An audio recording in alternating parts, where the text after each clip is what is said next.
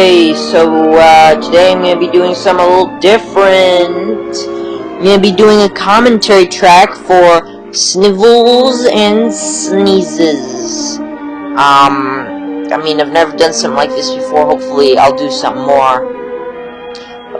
Very interesting. Apparently this is based on a book, or one of a series of films correlated with Health and Safety by Harold S. Deal, M.D.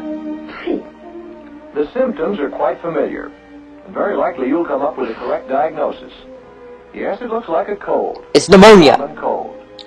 Runny nose, headache. Is it the achiness, flu? Very often a slight fever. These are some of the symptoms of the common cold. Sneezing. I mean, it's called SNIFFLES and SNEEZES, right? Simply because of cold? Because of ice, snow, and low temperature? No. Funny thing about colds, where it is coldest, the inhabitants hardly ever get colds. Explorers tell us that Eskimos are cold-free, unless they come in contact with visitors from outside their why is... Then if it is not just cold weather, I don't know. what is it that causes so many of us to catch colds? Okay. Scientists think that most colds are caused by extremely small microorganisms called viruses. Viruses, and there are many different kinds of them, can be scattered with each particle of saliva. Okay, I know that this was the 50s, right? And most people didn't know what the difference between good medical stuff and bad medical stuff was. But, like, if by some magic, who didn't know what viruses were? Could be made visible as a black smudge, we quickly would realize in how many other ways we are apt to scatter bacteria and viruses all around us. If it was a black smudge, is that your black face getting all over you? Look at that smudge. Look at those germs she leaves on the door. Look at those germs! That fucking bitch! Bob, his hand now covered with germs picked up from that doorknob, transfers them to a book. Sue, having the bad habit of wetting her finger to turn pages. That's not a bad habit. The germs from the book to her mouth. That's what you do to fucking turn books. I don't get this. What do you mean? That's not a bad habit.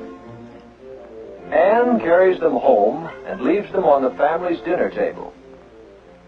Yes, even during an ordinary conversation. Maybe you should wash your hands before you put out dinner. I'm just saying. Reach others who inhale them as they breathe.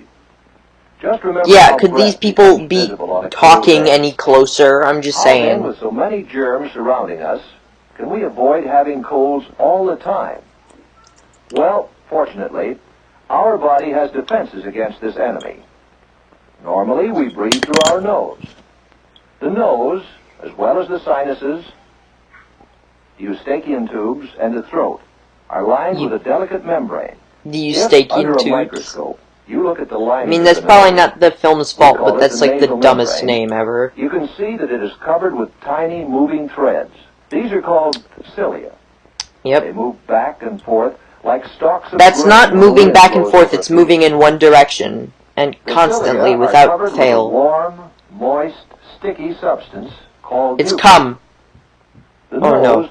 usually Sorry, mucus. secretes about a quart of this liquid every 24 hours.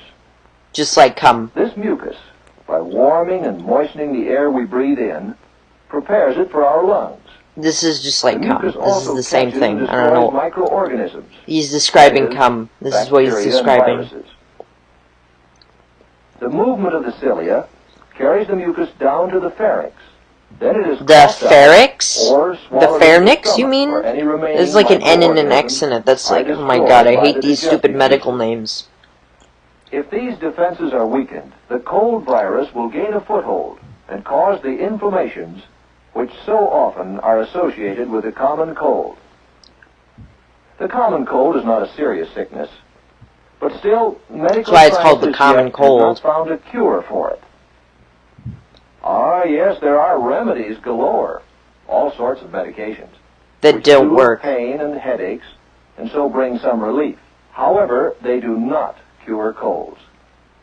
And no matter how convincingly they may be advertised, do not use them without having checked with your doctor. I actually like this guy. This is actually good advice. There is a sound prescription. If you have a cold, don't stay in school, because if you do, you may send others home with your cold. that person has a cold. Now all these people. Yeah, but whoever would... You have a cold. Stay home. Who would be a person that would be like, oh yeah, I want to stay in school? This is the prescription which common sense and medical science recommend. Medicines. But only those your doctor prescribes. Medicine? Warmth. So that's the big answer to how you fix the cold. You might as well Medicine. That's how you fix it. By the way, this is my first viewing, by the way. I haven't seen this before.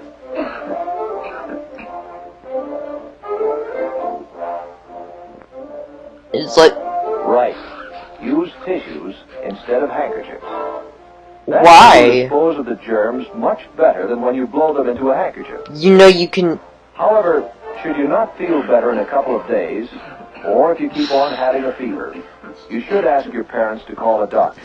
You see, what you think is a simple cold could really be the cancer symptoms of some other disease, such as cancer, measles, infantile paralysis. Infantile paralysis. No, not whooping cough. Not whooping cough. Fever. Scarlet fever. Influenza. Influenza. Look at these font choices. However, even if your illness proves to be only a simple cold, it is still important that you take care of it. A cold which is not treated might very well back up along the mucous membrane and so invade the sinuses, the cavities in the bones of the face and the skull. Or the infection may reach the middle ears. Why do the sinuses exist? The eustachian tube, they have to exist which connect the middle ears with the throat. Frequently, the inflammation also travels down the respiratory tract to the pharynx, the larynx, and the trachea. The pharynx, the larynx, and the trachea. It sounds like a... It travels to the sounds like a German folk tale.